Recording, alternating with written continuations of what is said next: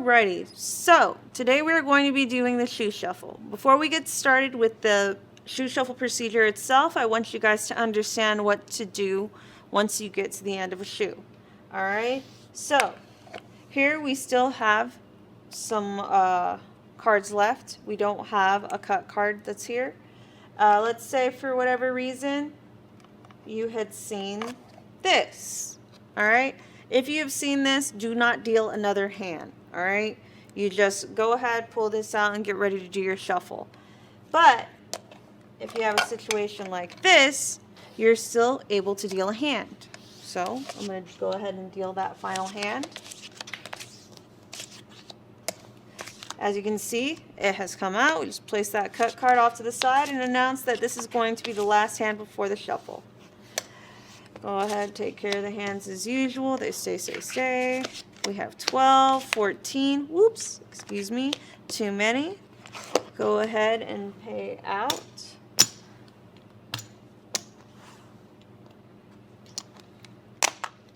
Sweep up your cards. And then you're going to go ahead and get your cards out. And make sure you do not deal past that hand that you just dealt, or else the players can make a complaint about that next hand. Alright, now from here you're going to ask the players to please pull back their bets because you're getting ready to do the shuffle. If they do not hear you the first couple times that you ask them, then clear your hands and then push back their bets yourself. Don't forget to clear your hands again. After this point, you're going to announce shuffling and then wait for your supervisor's approval. Alright? This is an approval. As soon as your supervisor has checked your layout and has seen you're ready to shuffle, they'll say, go ahead. So, go ahead and get out your cards. Break them in half to the best of your ability.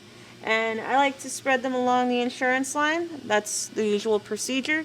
You can place them like this on the shuffle pad, but sometimes it's just a little too tight. You're going to go ahead and get your pinky and turn the right deck or right stack at a 180-degree angle. Alright? Be sure not to do this to the other side and not to accidentally do it again during your shuffle procedure. Next step, you're going to grab a little bit from each side, put them together so that they create one deck, and then break them in half. We marry them to make it easier for us to go ahead and do our shuffle. So we're going to do riffle, riffle, strip, riffle, and then place. And then from here we're going to grab a little bit from the left side and the middle and then alternate with the right side. So we'll get them together. Got riffle. Oops. Riffle. Strip. Riffle. Place. Take. Put together and repeat.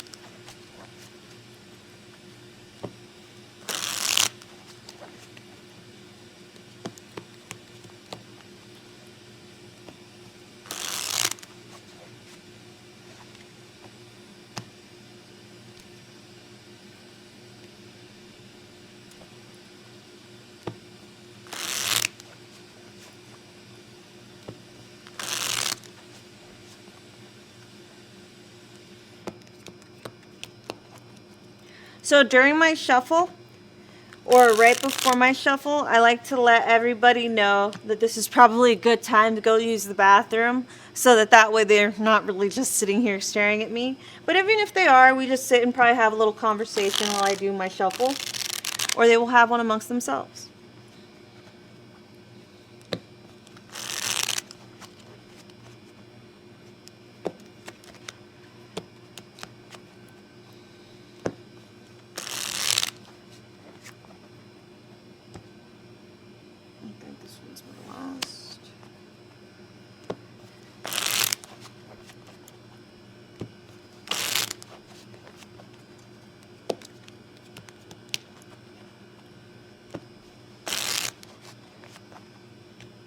Last one.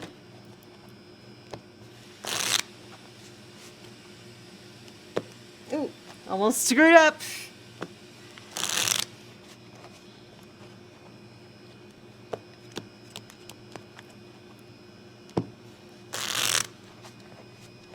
All right. Once you've completed it, you're going to break it in half to the best of your ability again, putting it off to the side like this. Then you're going to get your cut card, or two, and place them right here in the center. You're going to grab a little bit from each side, marry them, and then do a riffle. When you bring them together, you are not going to squish them all the way together. You are going to create what's called a butterfly or a lace. All right?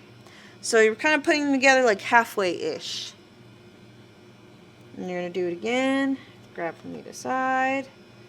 Marry, break in half, riffle, and then place. The goal with the lace is to make sure that it's riffled very nice and there's no chunks. That's something that your supervisor is actually going to check for and see if you have chunks there. It's not nice if you do. They don't like it. Alright? Now you want to try to keep them as even as possible. It's a little bit difficult to get them on point, but eventually you'll get to a point to where yours looks pretty even. It just takes time and practice, but it's not that important. The main thing is you don't want them too far apart, because if they're too far apart when you get ready to do what's called the roll, they'll fall out on the edges. And if you have it too squished together, then it's going to be way too tall and difficult when you get ready to turn or roll it. Alright?